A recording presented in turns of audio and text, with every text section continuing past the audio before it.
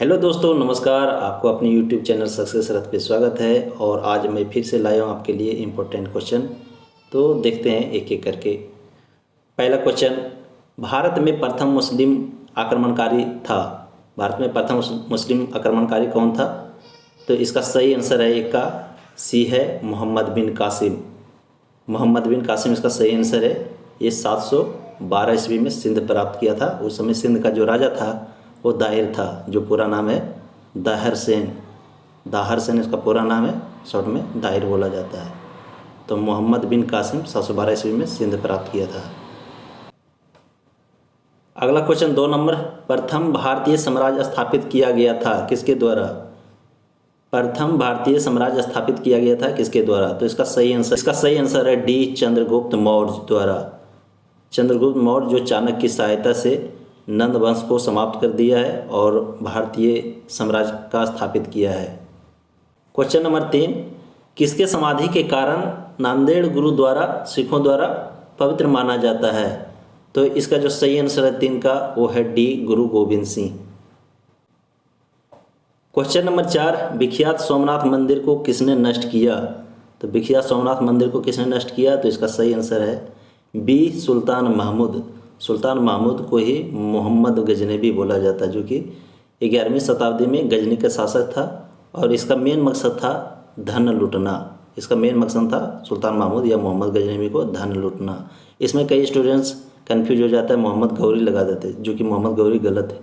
मोहम्मद गौरी है जो कि 12वीं शताब्दी में ये तुगलक वंश के खिलाफ अपनी चादर बिछाई थी और इसका मेन काम था, जो मोहम्मद गौरी था इसका मेन काम था इस्लाम धर्म का प्रचार करना। लेकिन सोमनाथ मंदिर को जो नष्ट किया था वो सुल्तान महमूद या मोहम्मद गजनबी किया था। तो इसका सही आंसर बी है। क्वेश्चन नंबर 5, निम्नलिखित में से कौन सा सबसे पुराना स्मारक है? तो ये जो 4 ऑप्शन है, 4 में से जो सबसे पुराना स्मारक है वो कौन सा है? तो 5 का सी है अजंता की गुफाएं। अजंता गुफाएं जो है सबसे पुराना स्मारक है। क्वेश्चन नंबर 6, सिंधु घाटी सभ्यता के लोग पूजा करते थे। सिंधु घाटी सभ्यता के लोग किसकी पूजा करते थे? तो इसका ऑप्शन जो है सही है ए है, जो पशुपति की। पशुपति जो एक मुहर था जिसमें 4 पशु से घिरा हुआ था। उसमें से एक था बाघ, एक गैंडा और एक हाथी और एक भैंस। इनके जो पैर थे, पैर में 2 हिरन का चित्र बना हुआ था। क्वेश्चन नंबर 7, त्रिपिटक धार्मिक ग्रंथ है। तो त्रिपिटक धार्मिक ग्रंथ किसका है? ये है, इसका सही आंसर है डी नंबर, बौद्धों का। बौद्धों का जो त्रिपिटक धार्मिक ग्रंथ है जिसमें क्या है, बौद्धों का उपदेश इसमें वर्णित है। क्वेश्चन नंबर 8, पानीपत की तीसरी लड़ाई कब हुई थी? तो पानीपत की जो तीसरी लड़ाई हुई थी ये हुआ था, इसका सही आंसर है बी में 1761 ईस्वी में।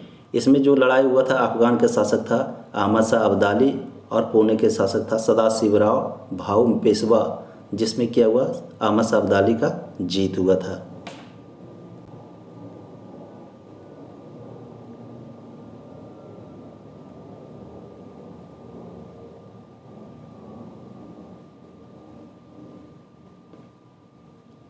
मुगल साम्राज्य की नींव किस लड़ाई के बाद मानी जाती है? तो मुगल साम्राज्य की नींव किस लड़ाई के बाद मानी जाती है?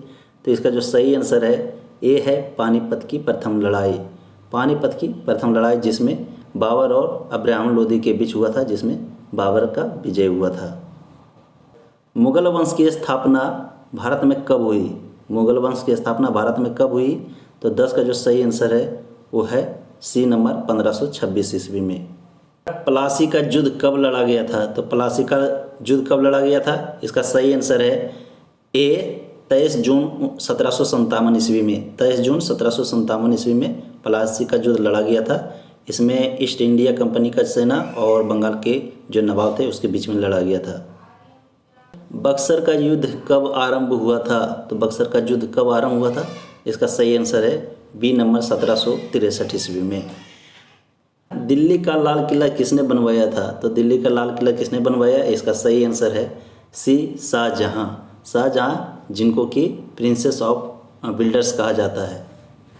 शिवाजी के प्रशासन में पेशवा किसे कहा जाता था? तो शिवाजी के प्रशासन में पेशवा किसे कहा जाता था? इसका सही आंसर है 14 का सी नंबर, मुख्यमंत्री। मुख्यमंत्री, अगर इसमें ऑप्शन रहता प्रधानमंत्री तो वो प्रधानमंत्री होता। तो ऑप्शन के हिसाब से इसमें देखना है। इसमें मुख्यमंत्री है, मुख्यमंत्री टिक लगाना है कि शिवाजी के प्रशासन में पेशवा किसे कहा जाता है, तो मुख्यमंत्री। पेशवा जो होता था उस समय दूसरा पद होता था, मेन जो राजा होता था, राजा के बाद जो दूसरा पद तो पेशवा होता था। जो पेशवा जो पद है इसका जो स्थापना किसने किया है, इसका स्थापना किया है सदाशिव भोसले ने पेशवा पद की स्थापना किया था। भारत की प्रथम पूर्णतः रंगीन फिल्म कौन सी थी? भारत की प्रथम पूर्णतः रंगीन फिल्म कौन सी थी? तो 15 के जो सही आंसर है वो है डी नंबर, झांसी की रानी। शरीर की सबसे बड़ी ग्रंथि कौन है? तो शरीर की सबसे बड़ी ग्रंथि, इसका सही आंसर सी है, यकृत।